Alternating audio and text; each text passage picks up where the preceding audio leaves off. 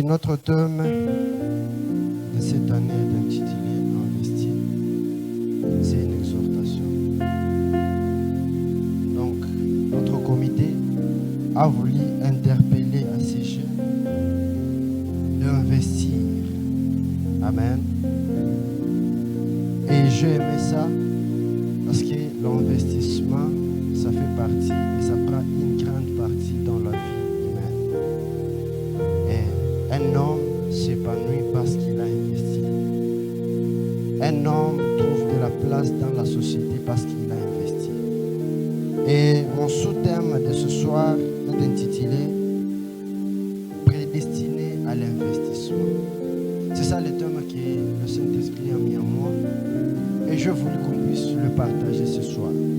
Et si on a eu le temps de parler entre nous, dans la prière, j'étais avec le jeune, et j'ai parlé sur 3 choses à investir pour grandir spirituellement. Donc l'investissement ne se base pas sur une chose, l'investissement spirituel, pardon. Mais quand on investit spirituellement, on est en train d'influencer aussi le monde physique. Et avec tout ça, on va parler si le sous-thème prédestiné à l'investissement. Quand je parlais de fait d'être prédestiné à l'investissement, je suis en train de parler avec tout. Amen. Je suis en train de parler avec un jeune qui en lui a les potentiels de l'investissement. Donc l'investissement pour nous, ce n'est pas une chose qu'on doit nous demander. Là, je suis en train de faire juste un rappel. L'investissement, ce n'est pas une chose qu'on doit nous rappeler. Par contre, l'investissement, c'est une chose que nous sommes obligés de faire. Parce que Dieu nous attend dans l'investissement. Dieu étant l'investisseur par excellence, il est en train d'attendre l'investissement venant de nous. Parce que tout ce qu'il a mis en nous, il les a mis pour investir. Ce n'est pas pour se mettre à côté. Et c'est quoi la définition de l'investissement? L'investissement veut dire engager en fait d'obtenir un rendement qui est supérieur. On n'investit pas en commençant par zéro. Je vous rappelle ça.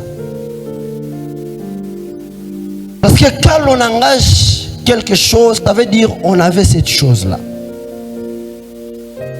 Quand on s'engage à faire quelque chose, ça veut dire qu'on a quelque chose en lui qu'on doit mettre sur place. Donc on ne doit pas commencer à zéro. Et ce n'est pas que comme tu n'as pas l'argent, tu as zéro. Je te rappelle que même si tu n'as pas l'argent, tu n'as pas zéro.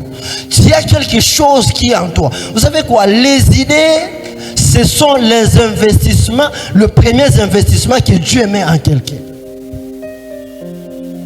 Et pour avoir l'idée, ça ne demande pas d'avoir l'argent. Pour concevoir une idée, ça ne demande pas d'avoir l'argent. Amen. Il faut engager. On peut engager ce qu'on n'a pas. Mais par la foi, tu comptes et tu mets dans ta tête que je l'ai déjà. Un jour, je parlais avec ma chorale. Je leur disais, Dieu a mis en moi une idée d'investir. J'étais en train de le partager avec un frère d'ici à l'église. Et cette idée me demandait $4000. Je n'avais presque rien. J'avais un fils qui est $100. Et avec ça, je me suis dit, par la foi, je vais investir. Ces $4000 n'est rien. Amen. Et les choses, quelque chose qui m'avait fait peur, c'était quoi? Je fais 9 mois avec cette idée. Et quand je mettais quelque chose de côté, en fait d'aboutir à mon objectif, je me suis rendu compte que dans 9 mois, j'avais ajouté un fils qui est $60. Donc j'avais ça, $60, là où il fallait avoir $4 000. Vous vous rappelez? J'avais dit ça avec ma Cora. Mais cette personne-là m'a aidé. Vous savez, tel que vous êtes avec vos amis là-bas, vos amis sont là pour vous soutenir. Amen. Vos amis sont là pour vous soutenir. Cette personne m'a donné le courage de continuer à chercher jusqu'à maintenant. Pour investir, ça ne demande pas à avoir quelque chose. L'idée te pousse à aller plus loin. Amen. Bien sûr que je ne l'ai pas encore réalisé, mais vous allez le voir par vos propres yeux. Parce que la foi, je le considère comme une folie. Quelqu'un qui n'est pas spirituel ne peut pas comprendre l'objectif de la foi dans la vie des chrétiens. Et quand on ne comprend pas la foi, ça ne veut pas dire que la foi n'existe pas. La foi existe pour ceux qui en ont. Amen. La foi existe pour ceux qui ont la foi.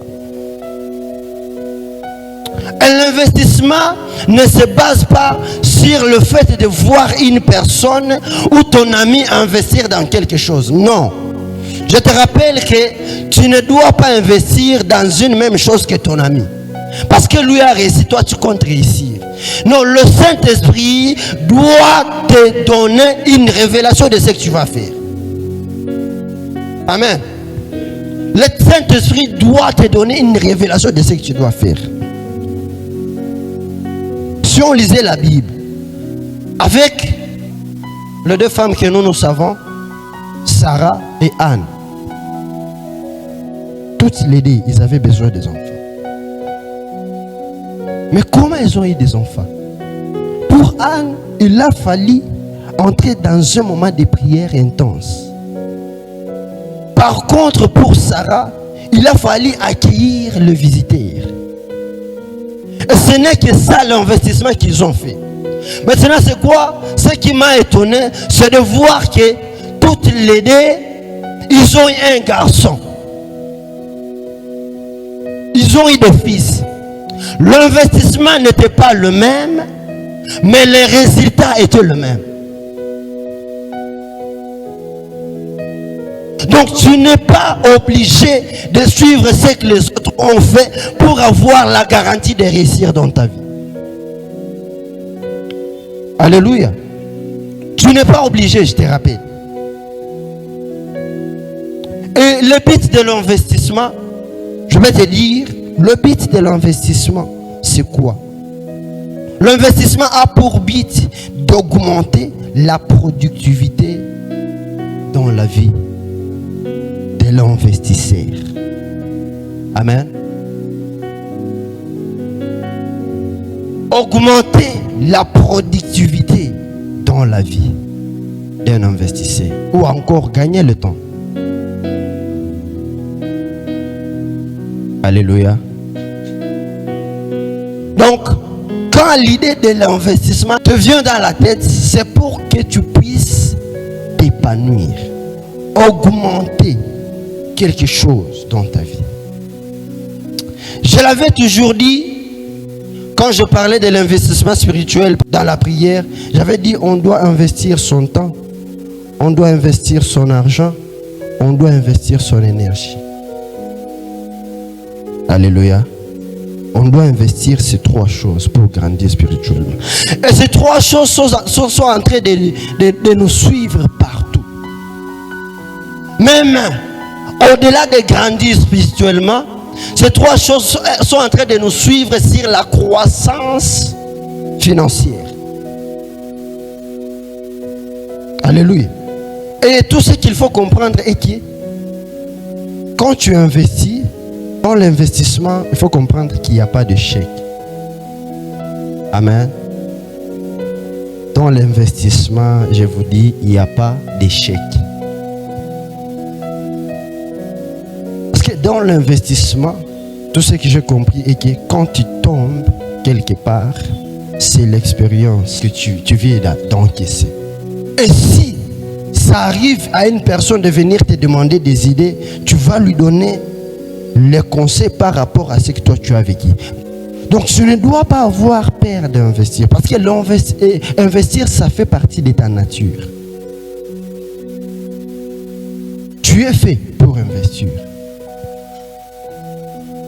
Même quand Dieu nous donne quelques dons spirituels, il n'attend pas que nous puissions asseoir et attendre le Saint-Esprit faire quelque chose. Non. Dieu veut que nous puissions nous mettre en action. Nous puissions travailler. Et après avoir travaillé, c'est là que le Saint-Esprit va faire son œuvre. Si je vous demandais quelque chose, celui qui voudra va me répondre. Qu'est-ce que toi, tu as planifié à réaliser en 2025? Il y a quelqu'un qui a un plan à réaliser en 2025?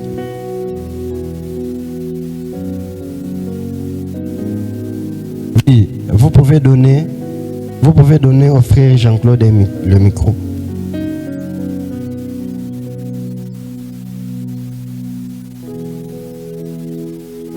Prends ça. Alléluia. Je réponds par rapport aux questions, par rapport à la question qui m'est posée. En 2025, avec le thème que nous avons cette année, investi, je me suis dit d'investir premièrement dans moi-même. Avant d'investir peut-être financièrement, puisque le terme investi, j'ai compris ça dans un autre sens et chacun peut comprendre ça dans sa façon. Je me suis dit en 2025, je vais d'abord investir dans moi-même. Je ne sais pas si vous me comprenez. Donc je me suis fixé le but d'investir dans moi-même dans le sens de faire des différentes formations. Il y a au moins 4 à 3 formations que je me suis fixé parce que j'ai compris aussi l'investissement dans ce sens. Je me suis dit de faire ces 4 formations, peu importe le temps que ça va prendre, mais que je les fasse d'abord. C'est en 2026 maintenant que je vais chercher à investir financièrement. Merci beaucoup. Amen. Lisons la Bible dans Proverbes chapitre 13, verset 11. La richesse mal acquise diminue. Donc, si tu as volé pour avoir quelque chose, sache bien que tu vas le perdre. Ok? Sache bien que tu vas le perdre. Ça va diminuer. C'est le principe de la vie. Donc, l'investissement demande le sacrifice. Tu te prives de quelque chose pour te garantir de voir le multiple de ces choses dans le futur. Amen. Donc tu te prives d'une chose aujourd'hui pour le multiplier parce que tu sais que dans le futur, j'aurai des de ces choses. Frère Jean-Claude, que Dieu vous bénisse. Parce que la langue, c'est une chose qui est très importante dans notre vie. Hein? J'ai été complexé, je vous dis. J'ai été complexé, très complexé à cause de ne pas connaître une langue. Et ça, c'est l'investissement à faire. Parce que si un jour, il arrive devant les Anglais, tu vas bien parler l'anglais, non? Et l'église a toujours besoin de gens qui savent parler l'anglais. Il y avait un jour où les Blancs sont venus ici et on avait eu besoin de personnes qui savent parler l'anglais pour aider à interpréter la Bible dans différentes langues. Mais on a manqué de gens. Je vais te dire une chose. Il y a un principe qui dit contente-toi de ce que tu as. Mais moi je vais te dire une chose. Tu ne dois pas te contenter de tout ce que tu as. Pourquoi? Parce que si ce que tu as, c'est le résultat de votre faiblesse, tu ne dois pas te contenter de ça. Si ce que tu as, c'est le résultat de la perte de l'investissement, tu ne dois pas te contenter de ça. Ce n'est pas une bonne chose.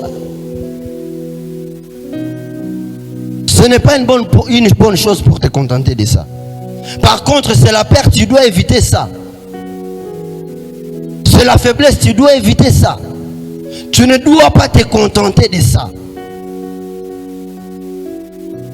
Fournir d'abord des efforts. Après avoir fourni des efforts, c'est là que tu vas te contenter de ce que tu as. Parce que tu as au moins la certitude que ça vient de ma propre force. Amen. Tu as la certitude que ça vient de ma force. Disons par exemple, là je suis dans le cadre de ne pas toujours te contenter de ce que tu as. Si tu es sur ta moto, tu roules ta moto bien sûr, et qu'il y ait une personne qui te dit hey, ton pneu est en train de rouler, n'est-ce pas que tu vas t'arrêter? Hein? Tu vas te rendre compte qu'il a parlé en blaguant, mais tu t'es arrêté. Tu as peur, mais ça te vient en esprit avec un petit retard. Donc ce que tu as ne doit pas t'étonner. Ce que tu as dans ta vie ne doit pas t'étonner. Par contre, tu dois chercher à les multiplier pour faire ce que Dieu attend de toi. Puisque ce que j'ai compris dans la vie est que là où nous sommes en train de penser que Dieu nous veut à cette place, Dieu est en train de penser autre chose qui est supérieure à ce que nous croyons. Amen. Il y a des prophéties qui se réalisent. Mais tu vas te rendre compte que quand tu conclus qu'une prophétie s'est réalisée et le jour continue à avancer, tu vas aussi comprendre que la prophétie s'est réalisée, mais ce que je suis en train de vivre maintenant, c'est au-delà de ce que Dieu m'a promis. Mais c'est toujours dans le même sens, dans le cadre de la réalisation de ces promesses. Amen. Le succès a toujours été au bout. Il y a le commencement, il y a le parcours que nous sommes en train de parcourir pour arriver au succès. Et dans ce parcours, tout ce que nous sommes en train de nous croiser avec sont des défis. Amen. Sont des défis. Donc tu ne dois pas exceller, tu ne dois pas être une grande personne sans se croiser avec les défis. Jamais. Tu n'es pas Dieu. Mais Jésus-Christ a eu les défis. C'est lui notre exemple. Alléluia. C'est lui notre exemple. Donc les défis ne doivent pas nous pousser à oublier ce que nous sommes. La motivation que nous devons avoir est que j'ai été investi, j'ai été créé pour investir. J'ai été prédestiné pour investir. Quand tu investis, tu dois comprendre que c'est mon droit. Ok? Aucune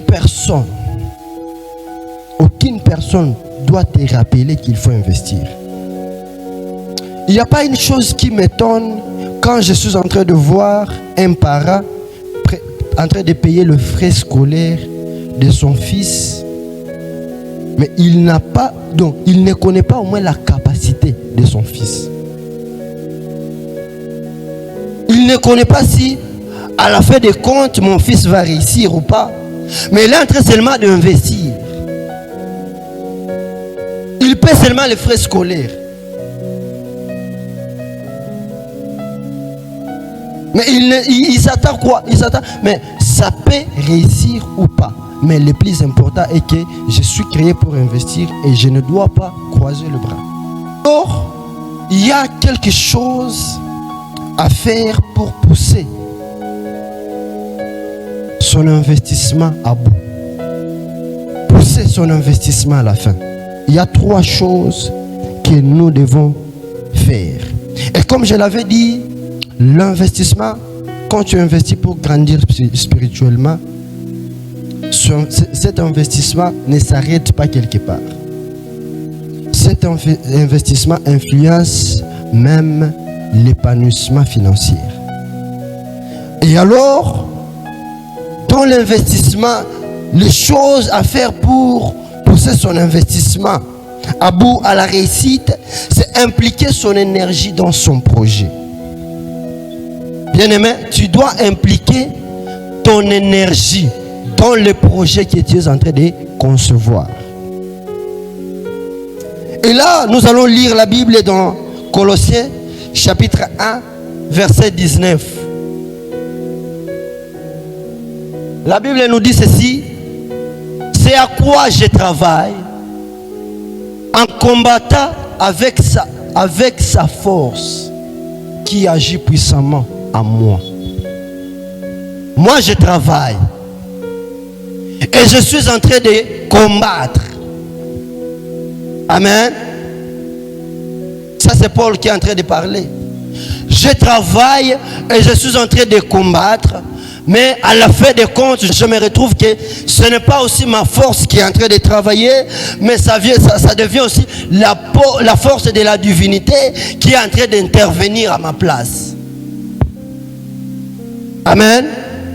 Ça veut dire que quand tu investis ton énergie dans le projet, la divinité aussi prend l'engagement de te servir, prend l'engagement de te donner encore plus des idées que ce que toi tu as conçu. Et souvent, tu vas te rendre compte que ce que je suis en train, oui, j'ai donné, j'ai mis mon argent en jeu. Mais la vérité est que le bénéfice s'est multiplié. Ce que j'ai eu, ce n'est pas la chose à quoi je m'attendais. C'est un peu plus grande que ce que moi j'attendais. Et ça, ce n'est pas ton intervention. Ça, c'est l'intervention de la divinité. Ils ont vu ton sacrifice et ils ont intervenu. Amen. Paul, lui, est en train de travailler. Mais à la fin des comptes, c'est pourquoi il avait dit, ce n'est pas moi qui vis, mais c'est Christ qui vit en moi. Donc, Paul, dans son intelligence, il est en train de concevoir ses idées, mais en réalité, il se rend compte que mes idées ont réussi. Mais la solution était meilleure que celle à quoi je m'attendais. Et là, c'est parce que je me suis donné le courage d'investir. Amen. Le frère, quand je suis en train de parler, maintenant, je suis en train de voir l'image de mon frère qui est en train de me soutenir. Que Dieu vous bénisse. Amen. Moi, je ne pensais pas réussir, je vous assure. Et là, je suis en train de vous parler, ce n'est pas parce que j'ai réussi. C'est parce que j'ai la foi qui est en train de me pousser à comprendre que tôt ou tard, je vais réussir. Amen. Mon frère encore, parce qu'il est ici, que Dieu vous bénisse. Amen.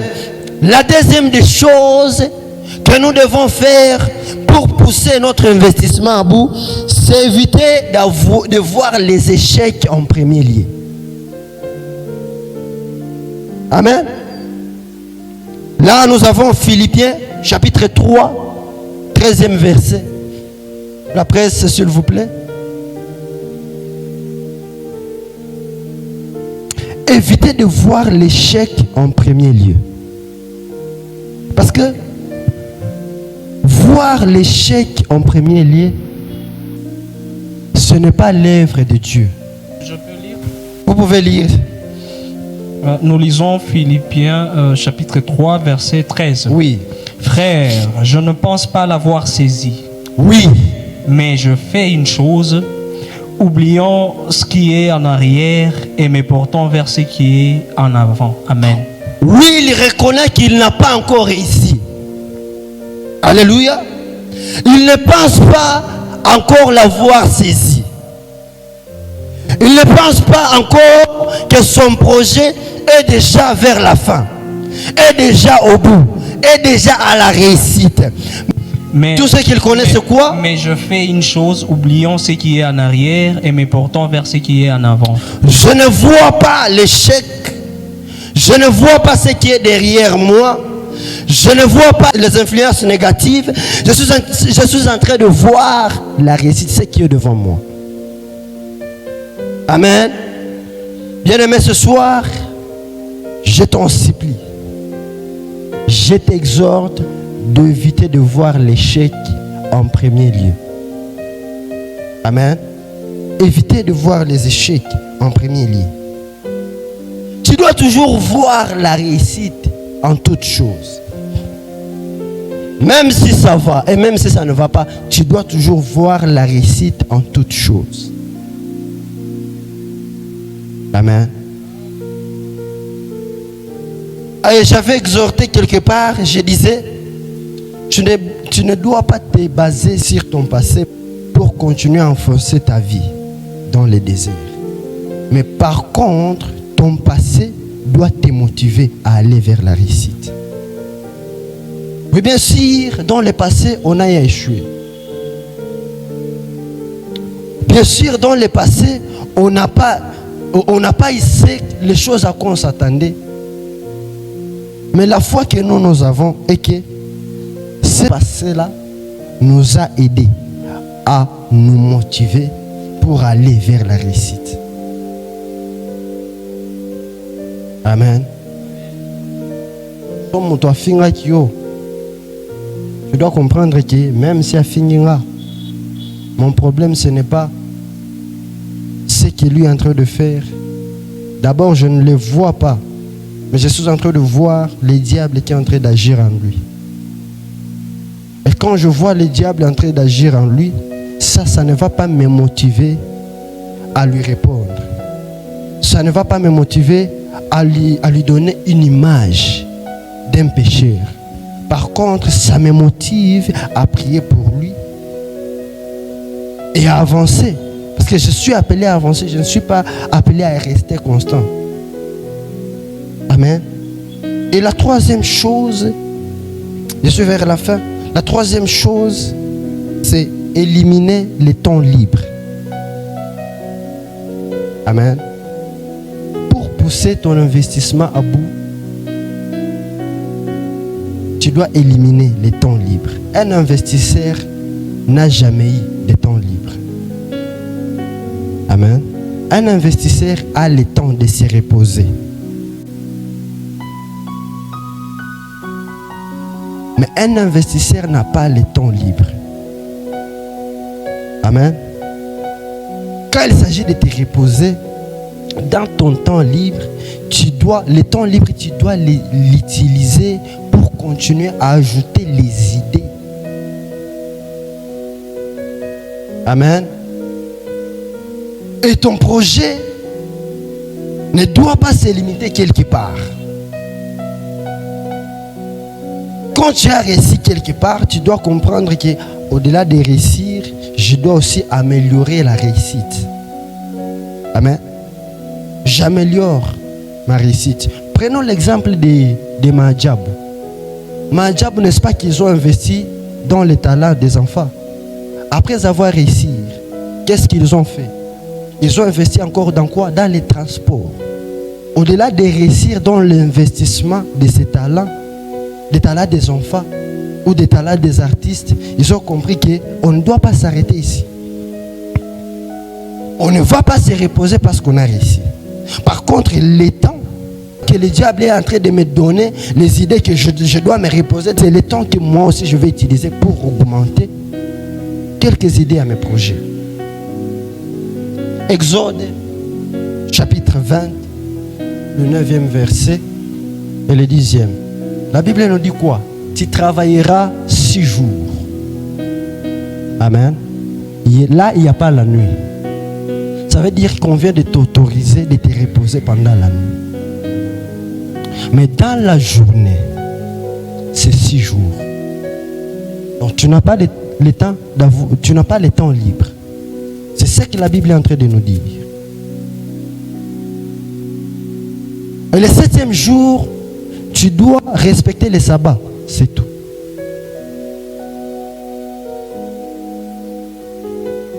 Quelqu'un peut nous lire? Rentre 9. Quelqu'un peut lire Nous lisons Exode chapitre 20, le verset 9. Oui, le verset 9. Nous lisons au nom de Jésus. Amen. Tu travailleras 6 jours et tu feras tout ton ouvrage. Amen. Les 6 jours-là, tu vas travailler. 7 heures, tu travailles. Vous savez qu'est-ce qui m'a motivé de faire quelque chose? C'est parce que je me rendais compte que je ne faisais que passer toute la journée. Bon, on n'est pas engagé quelque part. Mais on est ce genre de personnes qui vit par des opportunités. Et quand les opportunités s'arrêtent, tu te rends compte que tu es en train de rester à la maison pendant toute la journée. Et là, si tu avais acheté la connexion de $10 le mois, ça va se terminer dans 2 semaines. Parce que tu n'as rien à faire à part être sur ton téléphone. TikTok et tout. Mais si tu travaillais, la connexion va arriver à expirer. Parce que tu n'as pas le temps de toucher ton téléphone. Là, ça, je l'ai compris quand j'étais à Lubumbashi. À Lubumbashi, j'ai travaillé des 6 heures. Et j'arrêtais le travail à 22 heures. 22 heures, je vais toucher mon téléphone. Bien. Je suis fatigué. Je me réveille encore à 6 heures, je pars au boulot. Nasali, après Moussala, Nazongi Nandaku, je réponds à des messages et puis je me repose. Connexion est expirée, Bandeko. Mais quand je suis encore, je l'ai fini dans 2 semaines. On ne doit pas avoir le temps libre. Et c'est ça qui m'a poussé à avoir quelques idées. Amen. L'investissement, on est appelé à le faire. Amen. On est appelé à faire l'investissement, bien aimé. L'investissement se trouve dans nos sangs. Ok? Tu ne dois pas échapper. Si tu échappes à l'investissement, c'est que tu tends vers ta mort. Et quelqu'un qui n'a pas investi, cette personne-là n'existe pas pour les autres. C'est pour cela que dans la famille, vous allez voir qu'il y a des personnes qui sont autorisées à parler dans des réunions. Et il y a d'autres personnes qui ne sont pas autorisées. Donc pour eux et pour la famille, tu n'existes pas. Parce que tu n'as pas fait quoi? Tu n'as pas investi. Amen. Chantre, musicien, instrumentiste, investi pour le bénéfice de l'église. Quand tu es en train de jouer, moi, il y avait une fois, c'était arrivé une fois où un ami m'avait dit: mon cher, quand tu es en train de jouer à la guitare, tu es ma source de bénédiction. Par contre, moi-même, je ne le savais pas. Tu me bénis à tout moment quand je te vois sur ton instrument, tu me bénis. Bon, je suis instrumentiste. Je suis aussi évangéliste. Mais il ne m'a jamais dit que quand tu es en train de prêcher, tu me bénis. Mais quand tu es en train de jouer sur ton instrument, tu fais quoi? Tu me bénis. Amen. Donc, tout ce que tu as comme don dans ta vie, tu dois les investir. Parce que tu ne sais pas c'est quoi les dons qui va bénir les autres. Tu ne sais pas si ma façon de prêcher peut bénir cette sœur. Peut-être ma façon de jouer à la guitare peut bénir le frère. Si ma façon de jouer à la guitare peut bénir le frère, peut-être ma façon de chanter peut bénir la sœur. Amen. Et quand tu vas réussir, tu dois comprendre une chose pour conclure. C'est dans Deutéronome chapitre 8, verset 17. En investissant, nous devons réussir. C'est une obligation. Quand tu le prends comme une obligation, tu vas réussir. Ok? C'est une obligation de réussir. La presse, Deutéronome chapitre 8, verset 17. Pour conclure, la Bible nous dit ça.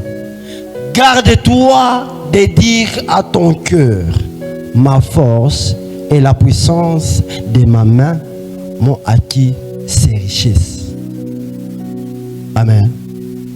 Quand tu vas réussir, mets dans ta tête et Dieu va te bénir. Nous disons gloire à Dieu pour cette soirée.